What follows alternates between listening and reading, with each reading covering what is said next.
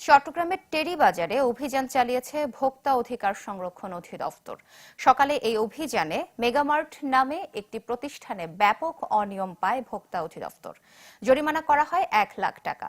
অভিযানে নেতৃত্ব দেয়া ভোক্তার উপপরিচালক ফয়েজুল্লাহ জানান, প্রতিষ্ঠানটি নানা কারসাজি করে সাধারণ মানুষকে ঠকাচ্ছে। ভারতীয় পণ্য বিক্রি করলেও দেখাতে পারেনি ক্রয় স্লিপ, লেখা নেই দেশের নামও। আবার পণ্যের গায়ে লেখা থাকে না দাম, ব্যবহার করা হয় কোড। এছাড়াও মেকআপ সামগ্রীতে ক্ষতিকর উপকরণের অস্তিত্ব মিলেছে, যাতে ক্যান্সারের ঝুঁকি থাকে।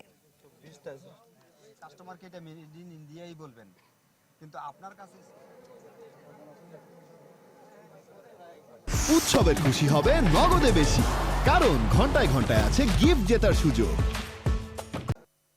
আমাদের দেশেই উৎপাদন, কিন্তু তারা এটা বিদেশি বলেই কিনে নিয়ে আসছেন এবং বিদেশি বলেই কাস্টমারের কাছে সেল করছেন বলে আমাদের কাছে স্পষ্ট প্রতীয়মান হয়েছে। কিন্তু ওনাদের কাছে কোনো ডকুমেন্ট নাই এটা আসলে সত্যিকার অর্থে বিদেশি কিনা।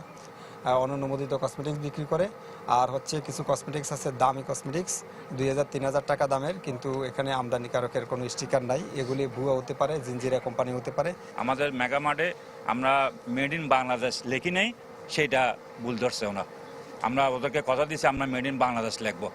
কস্টিউমে এগুলো কাস্টমার চাহিদা বুঝাই আমরা রাখছি, এগুলো আর রাখবো না।